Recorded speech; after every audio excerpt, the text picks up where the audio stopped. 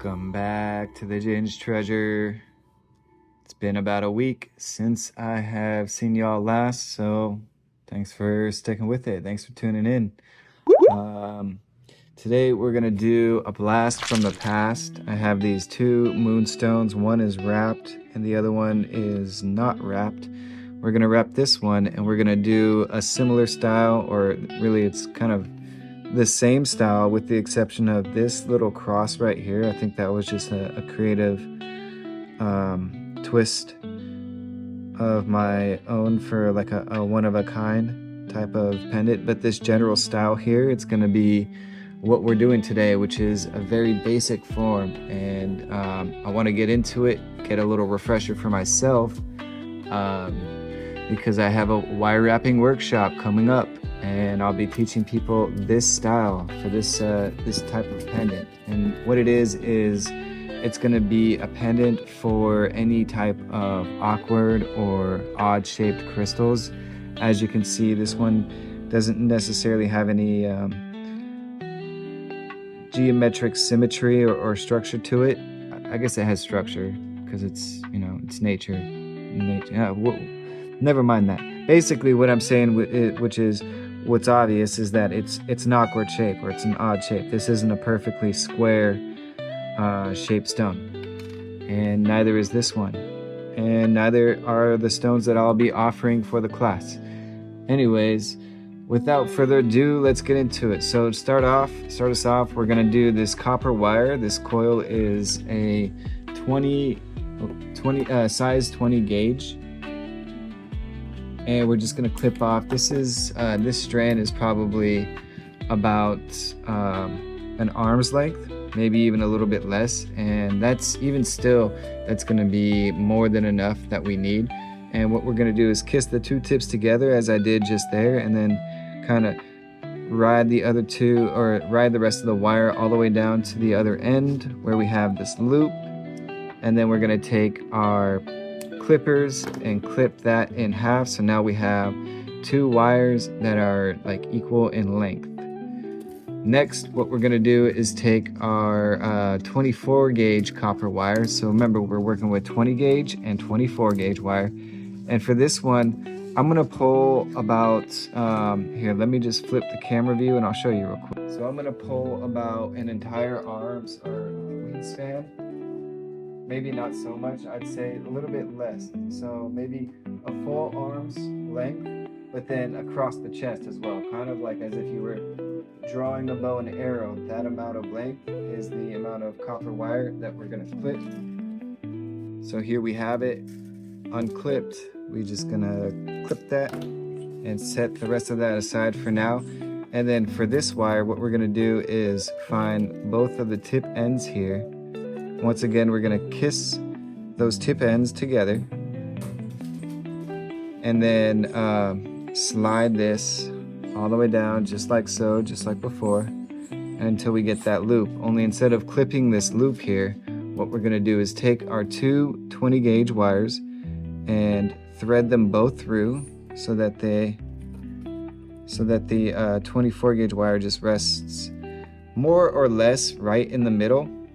It doesn't have to be an exact precision measurement, but you want to get an eyeball close enough. So what I'm doing is I'm pinching down on all the tip ends of those two 20 gauge wires and creating some tension, pulling here, and this is going to be more or less that middle point. Once again, it does not have to be perfect.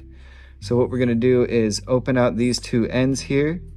And what I'll do with my my pointer finger and my thumb, I'm gonna pinch down on all three wires. So you see how that 24 gauge wire wraps across the top of these two 20 gauge wires?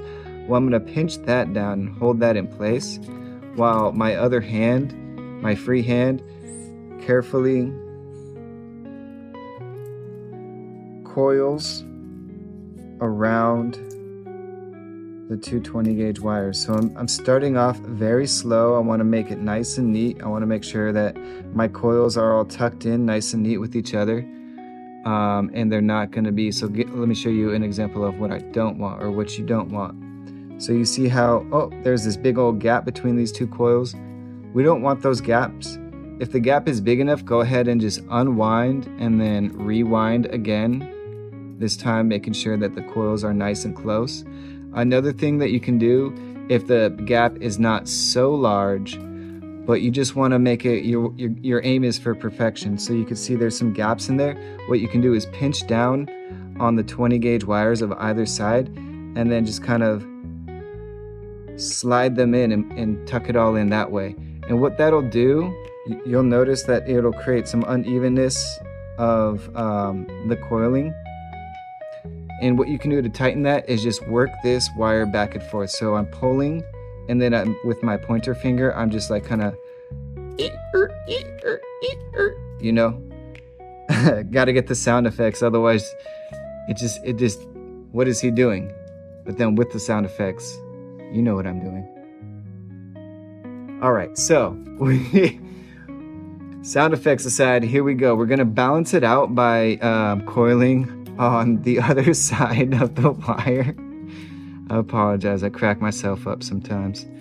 And we just want to make sure that we're maintaining a balance, so that if we've coiled out towards this end, we'll call this the left hemisphere of the wire wrap, then we want to make sure we're balancing with the same amount of coils, or more or less the same amount of coils on the right side. So here we are coiling along.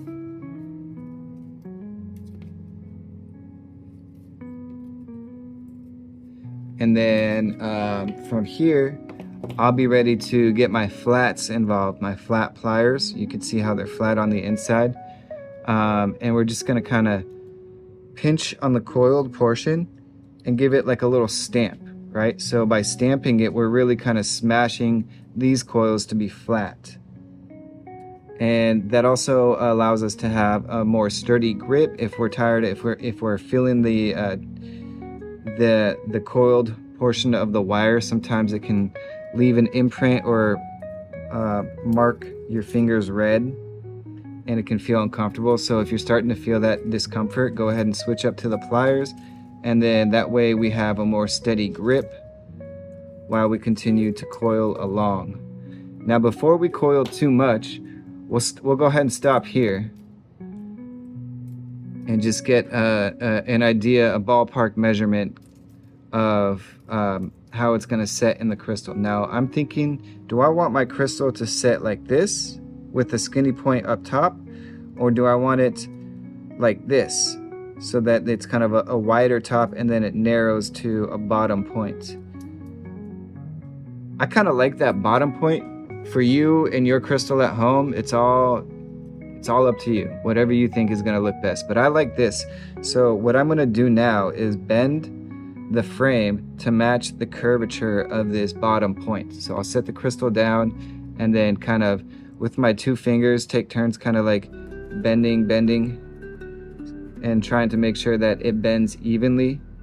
And then we'll get our crystal in one more time just to kind of check and see how it's looking as far as the bend. So I notice now that I look closer at this crystal, there's a bit of a flat so that comes in, and then there's an angle here and then another angle here, and it's not like these two come together and meet at an agreed point. There's kind of like a flat edge here, which creates two different angles as opposed to one pointy tip angle.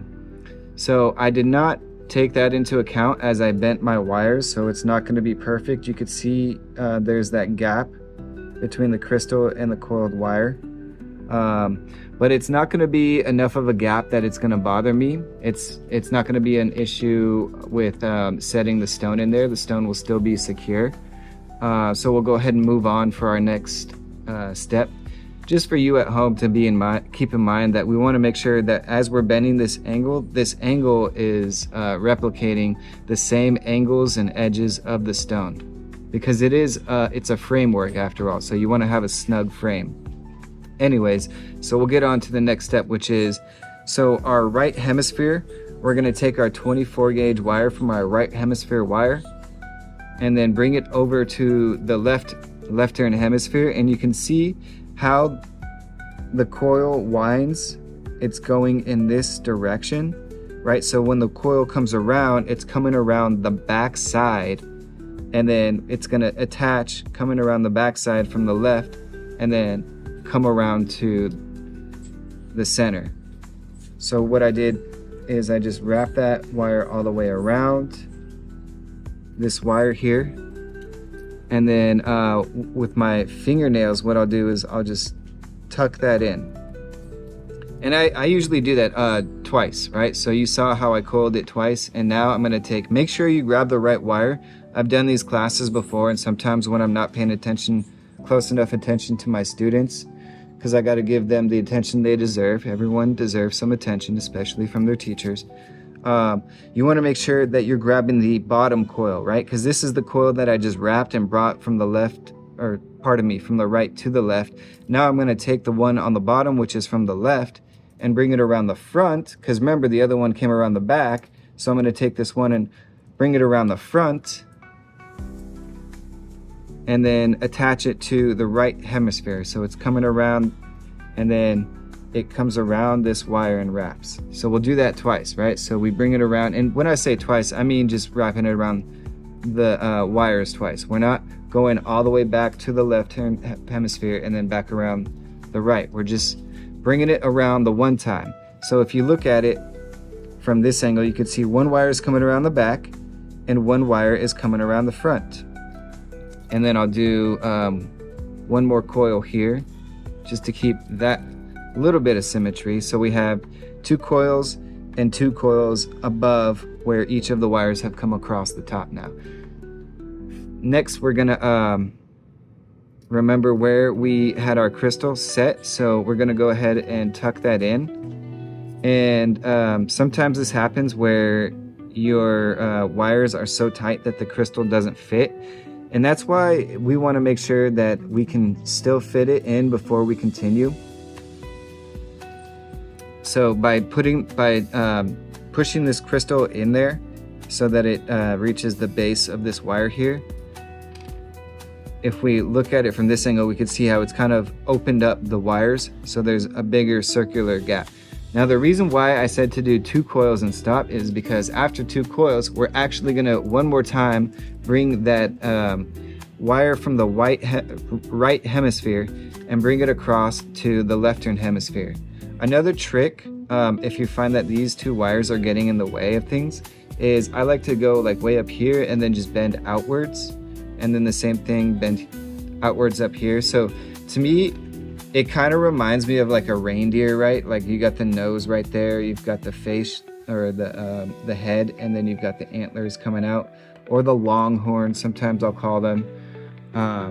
But once you get this shape, you'll find that bringing this wire back from around, instead of these 2 wires being really close to each other and trying to like really work hard to get between the wires, they're like a drawbridge. They've separated now, and it's a lot easier to coil around the one wire.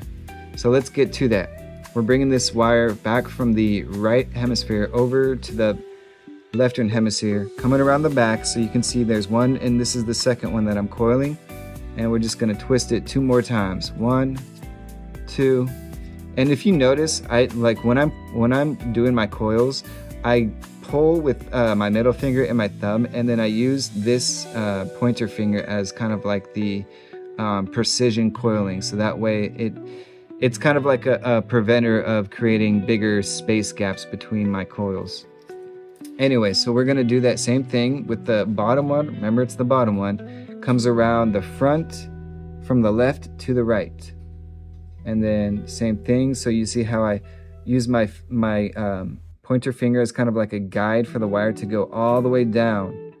And then I twist my coil around, and then watch, it just slides. And I can even use my thumbnail to help guide that wire to be tucked in tight. All right. So now we have, let's see if I can use my thumbnail to divide it a little bit. So now you can see there's two in the front and 2 in the back. And we're just gonna test our crystal wrong edge. Test that crystal one last time and push push it all the way to the base here. And that is looking good. So those two are definitely going to be holding this this tip or this edge of the crystal in, and then we're going to coil along the sides of the crystal along the frame. We're going to be doing more coils, and then same thing over here.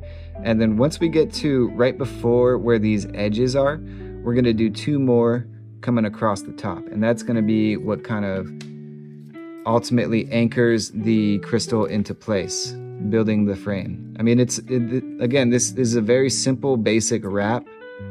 It's my beginner's style wrap, and kind of like the main philosophy or idea behind the wrap is to show as much of the crystal as possible and not have any wire covering the we'll call it like the face of the crystal or the jewelry pendant. You really want all the wire work to be going on the sides and just building a frame, kind of like a bed for the crystal to wrap in. So as I coil along, I also want to keep in mind that I don't want to do so many coils that I overshoot how much I need. Right, so like actually right there is perfect. See how I stopped right before the edge where the crystal curves into a new angle? So now I'm going to do the same thing on this side.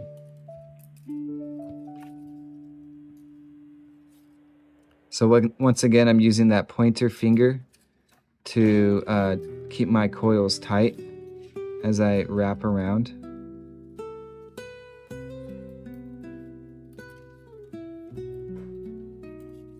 And then once I get a few more coils out and away from where these two have come across, that's when I like to get my needle nose pliers in there and then hold it as a more sturdy grip. I find that it allows me to work more freely. First and foremost, it doesn't hurt my fingers as much, but also I find that with the pliers I have a much more sturdy grip on it. And as I get more comfortable and natural with this whole technique, I actually get faster as well. So if I were not so focused on making sure that it's good camera quality for you guys and sticking the camera right in the face of this work, I'd be going a lot faster. But that's just based on me and my experience, 10 years experience. For you, if you're new to this at home, definitely take your time and make sure that you get it's more important to get the technique down and doing it right as opposed to the speed. The only reason that I'm even going as fast as I am is just so that I'm, not boring you as an audience, and want to make sure that you stay engaged. All right, so once again, just like before, since I have my stone set now, I'm going to take this wire coming around the backside from the right hemisphere around to the left hemisphere. And this right here is actually kind of a challenging thing to do with the way that your crystals, with the way that your hand is holding the crystal in place. Because as I have it, I have my middle finger is kind of supporting the crystal body from the backside. I have my pointer finger and my thumb finger kind of pinching down, coming from up top and then down from the bottom, right? So I've got my middle finger as the back support, and then these two fingers pinching down, and that's what's holding my crystal in place.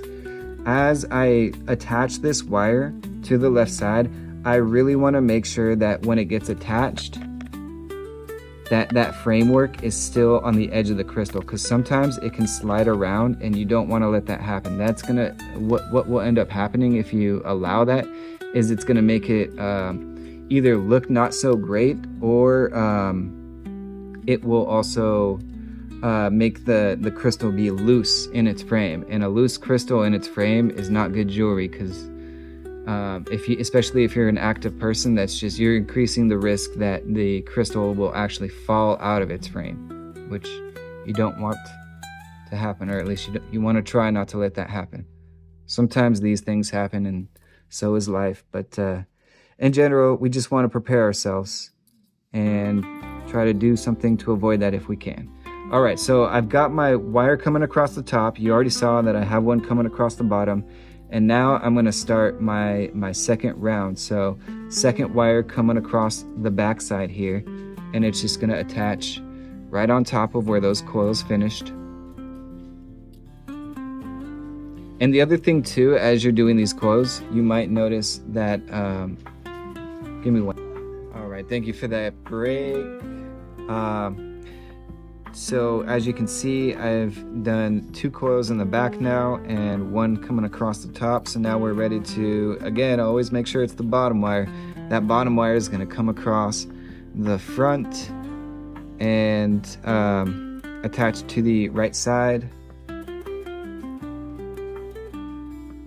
All right, and so now we're looking good, we're looking healthy. All we gotta do is continue these coils alongside the right side and the left side until the coiled portions meet each other at the top of the crystal, solidifying or securing and completing the framework. So let's go ahead and do that. Another thing too, I think I was about to say this, but then I got distracted, had to pause the video real quick. So back on that thought, as I do these coiling, I do want to make sure sometimes the crystal will get loose because it's not fully secured in there. So sometimes it likes to, if you're pushing on it too much or pushing in the wrong spots, the wires will actually get like disaligned and it will allow the crystal to pop out. So what I do is, again, same technique of using the middle finger on the back side, or even don't, at this point, because of the wires coming across the back side, I don't even necessarily have to keep my middle finger involved, but it is important that you have some top pressure and bottom pressure to keep that stone engaged in the frame. And in fact, I'll actually stop here and get the needle nose flats involved just to speed up the pace. And you can see how as I get closer to the end of my wire, it's a lot easier for me to work faster. So as I zip around there real quick, and then it's also good to occasionally pinch and massage and flatten those wires as you go along.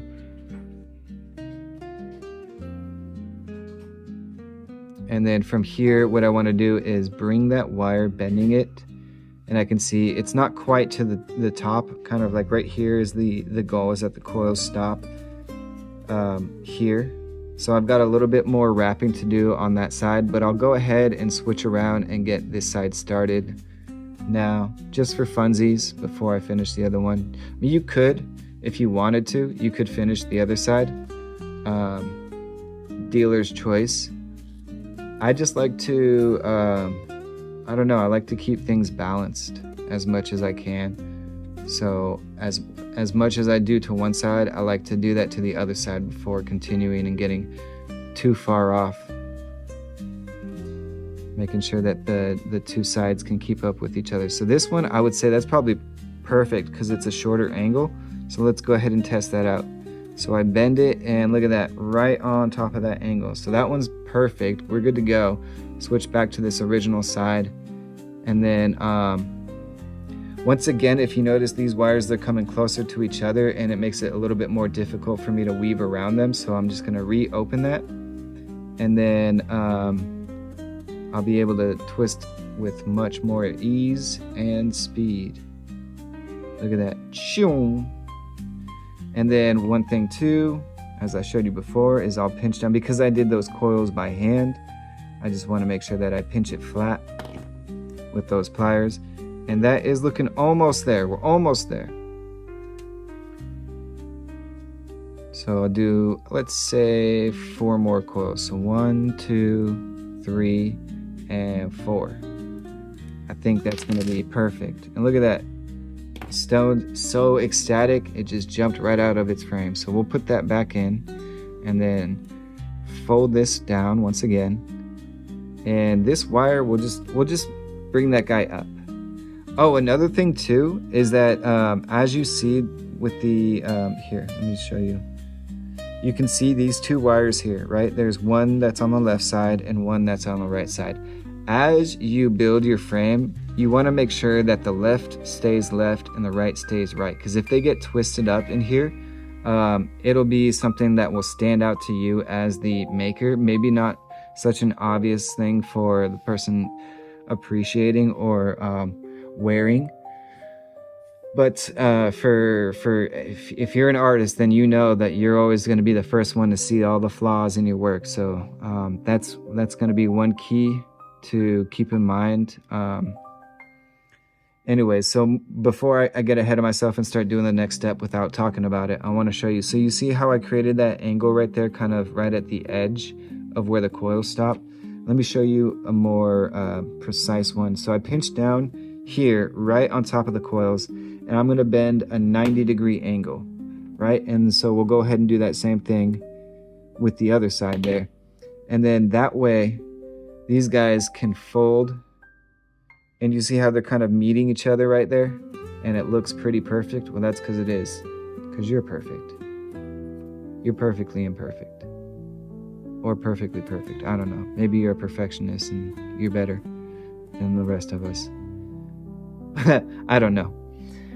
But I certainly am not. All right, so I'll clip off that excess wire. And when I clip off the wire, I always leave like a little nub.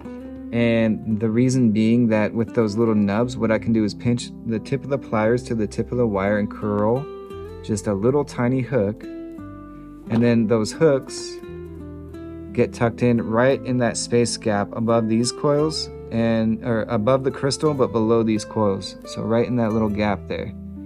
We're just gonna tuck those in.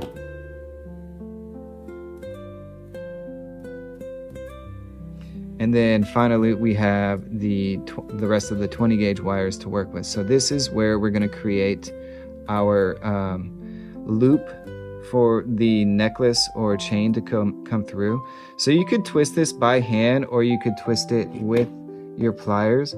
Either way works.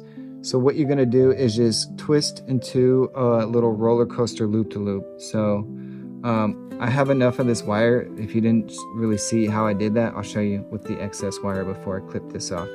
So pretend that this is where we're gonna do our necklace loop to loop, right? So I'm pinching down and then I'm just curling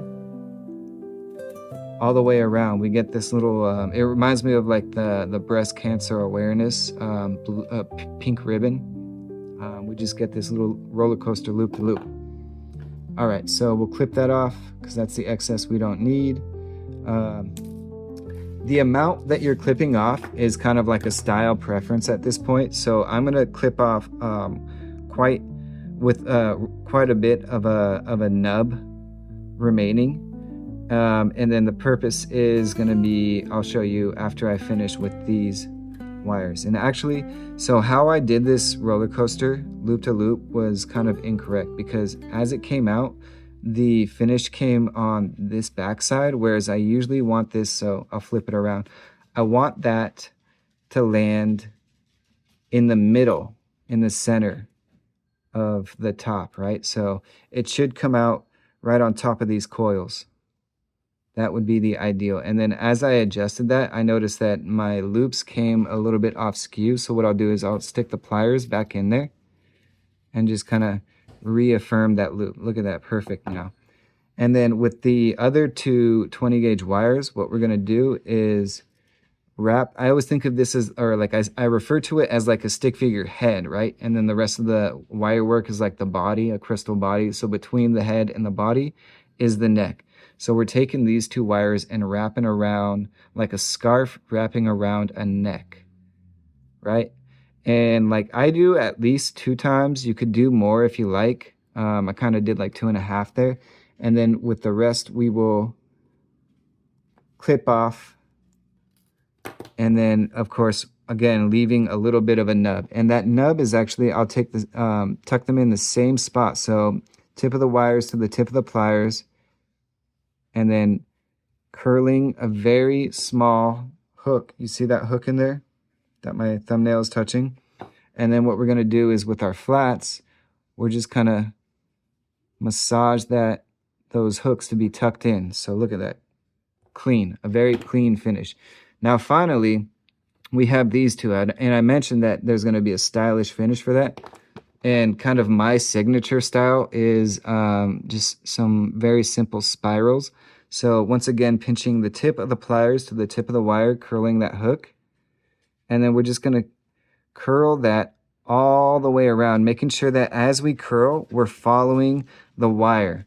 We want to make sure that we're twisting spirals and not coils, right? So the difference between a spiral and a coil, I'll show you on the scrap wire real quick.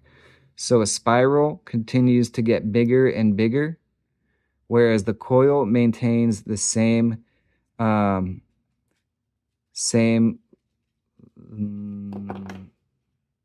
circumference. There's a correct mathematic word, I'm sure.